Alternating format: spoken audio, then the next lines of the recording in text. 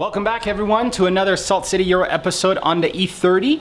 Today we're going to be taking off the old suspension. We're in the process of installing coilovers. Well, not quite yet, but I want to be installing coilovers. So what we have to do first is remove the old suspension. And another thing that I'm going to be doing is taking off the old wheel bearings in the front because they're kind of starting to make some noise, and it's a nice item that you can do while you're in there. The fronts have to be welded, so that's another thing. I don't know how to weld, so I'm gonna have to take that to my friend Dave to weld up the front sleeves onto the knuckle. So that's why I'm gonna have to make actually more than one video for the whole process. So as I said, today we're just gonna be taking off the suspension as well as the wheel bearings. And I'm actually having a Bitburger Radler. So for my German viewers, this one's for you guys. It's almost 100 degrees here today and really warm. So I figured a nice refreshing beverage might make this a little bit easier. So let's get cracking. Here are the tools we're going to be using today. Pretty standard stuff. We have 19, 17, 14, and 15, as well as 13 millimeter wrenches, half-inch breaker bar, 3/8 ratchet, 17 millimeter socket, 19 millimeter socket, 15 millimeter socket, a extension, a small pry bar, as well as a hammer, and a ball joint separator tool. And since I am doing my front wheel bearings as well, I'm going to need this 36 millimeter socket. So you're only going to need that if you're doing the bearings as well. Most of you should have all these tools, so let's get working.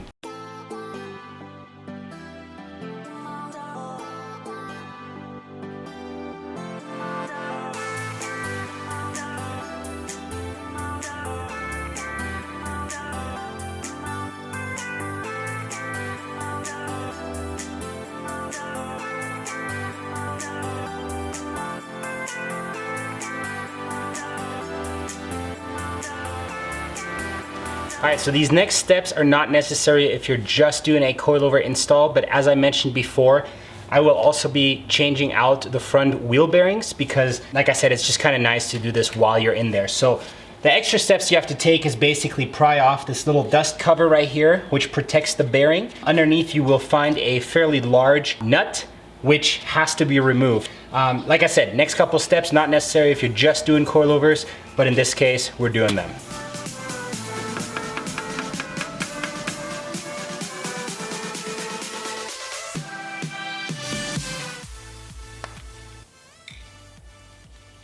Alright, and then this is the large nut that I was speaking about. It has a little locking tab right here, which you also have to pry out of the way in order for this nut to be able to spin off.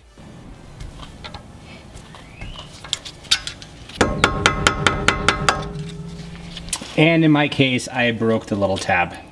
We need a 36 millimeter, very large socket, which fits over this nut. Go ahead and remove it. That wasn't too bad.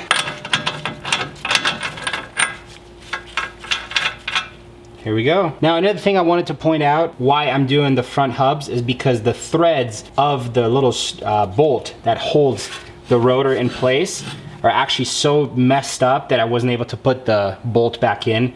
So that's another reason why I'm doing hubs.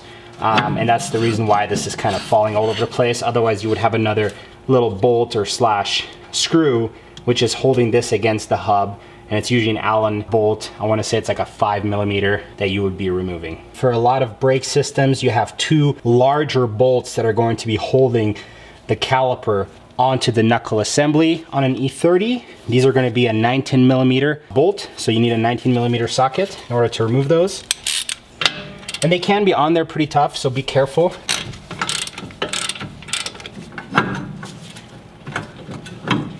Again, as a reminder, this is not normal. Usually your rotor is held on with a screw. And then as usual, remember to secure your calipers in order to reduce the stretch and reduce the possibility of damaging your brake lines. Simply suspend your calipers.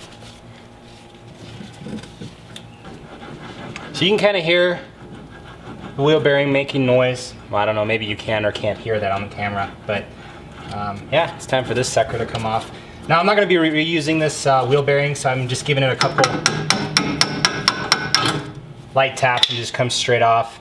Yeah, these bearings are just, you know, wearing out over time, and this one's just due. I don't know yet if I'm going to be buying new dust shields because these are pretty rough, but I'm at least going to sand them down and maybe give them a fresh coat of paint. There's 3 10mm bolts that hold it onto the knuckle. All right, well there goes that old dusty plate. All right, so next up, we want to loosen the nut that holds the steering on to the knuckle. You don't want to remove it all the way because we have a special ball joint separator tool that we're going to be using in a minute. I'll show you that. And that's why we don't want to remove that all the way. So just go ahead and crack it loose. And get it to sit about flush with the threads. Just like that. So you can see there's still a little gap between the knuckle and the actual nut. Go ahead and do the same thing with the control arm, which sits at the bottom of the knuckle. This is going to be a 19mm nut.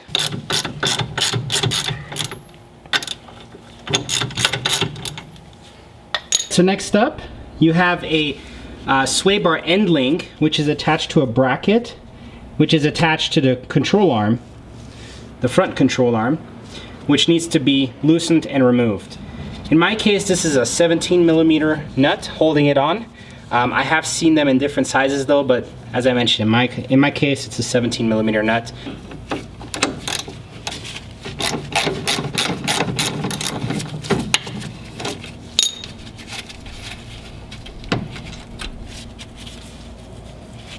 So we're just about ready to press out the ball joints from the knuckle.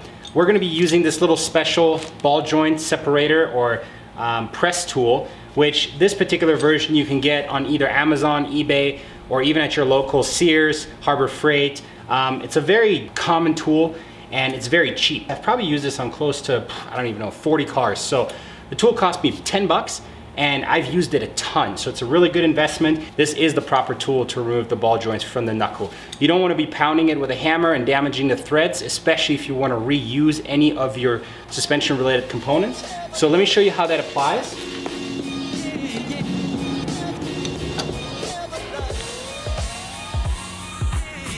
So as you can see here, I've applied the tool.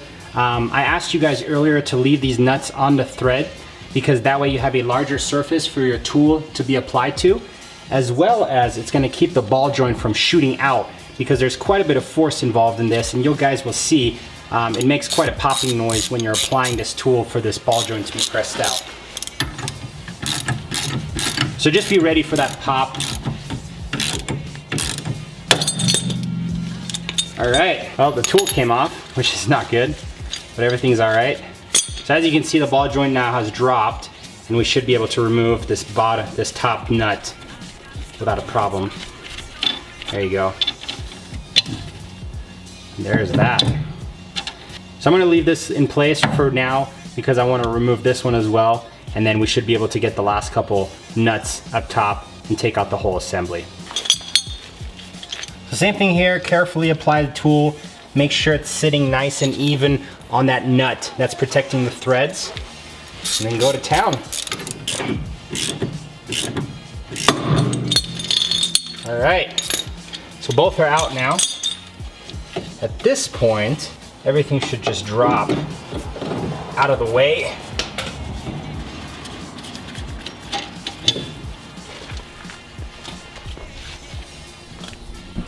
All right, so we're looking pretty good so far. This is almost ready to come out at this point. If you have brake sensor or pad wear sensor wires hanging around or ABS sensors, make sure you remove those because you don't want those to be tangled up and getting in the way when you're trying to get your whole shock assembly out of the car. So here are the last three 13mm nuts that are preventing us from being able to take the whole shock assembly out of the car. What I like to do, just to make things a little bit easier on me, is put a jack underneath the knuckle to support it. That way you don't have to break your back trying to hold on to the knuckle and keeping it from dropping while you're undoing these bolts.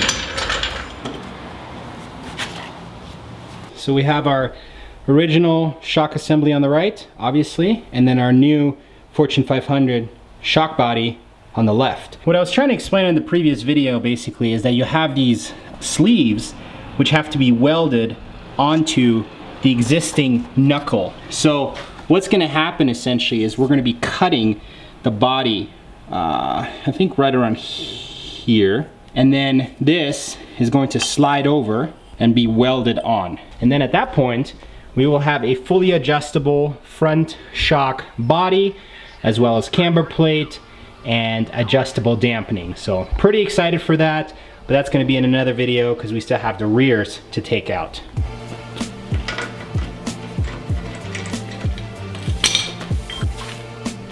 The rear is actually pretty straightforward. All you're gonna be doing is removing this 19mm bolt right here, and then you have to access two 13mm nuts inside the car's cabin. Now, the touring is kind of a nightmare because you need to remove all the trunk lining in order to access the mount, which is buried underneath here.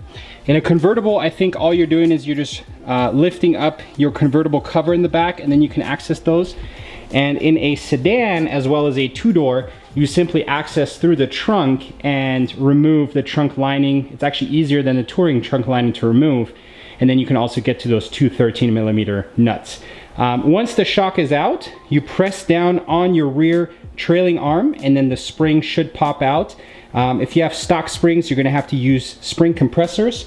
But in my case, I have Eibach lowering springs, and they should just come right out.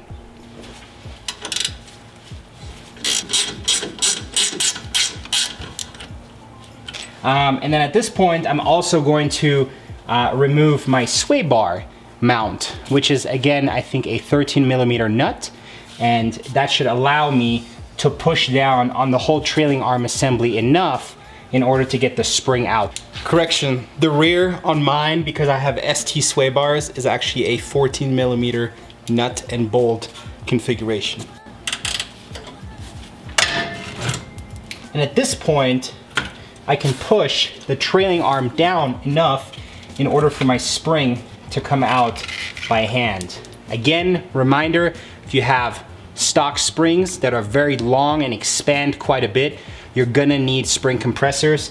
I did not, lucky, I like that. So at this point, the rear is almost done. I just gotta get this shock out, and then we are just about ready for the new suspension in the rear. The front has to be welded, so like I said, I'm gonna make separate videos about that, but let's finish this up.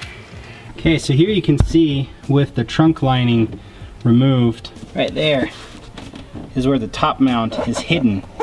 So that's one of the mounts right there.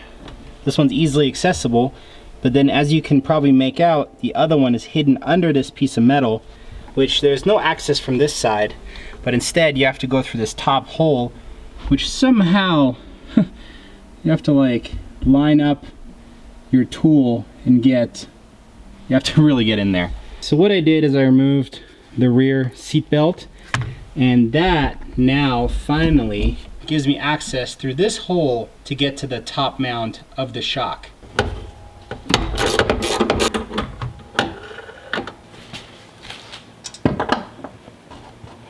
Anyways, that's it for me for today. I'm gonna clean up now. I made a huge mess. There's tools absolutely everywhere, and I'll see you guys in the next video. Peace.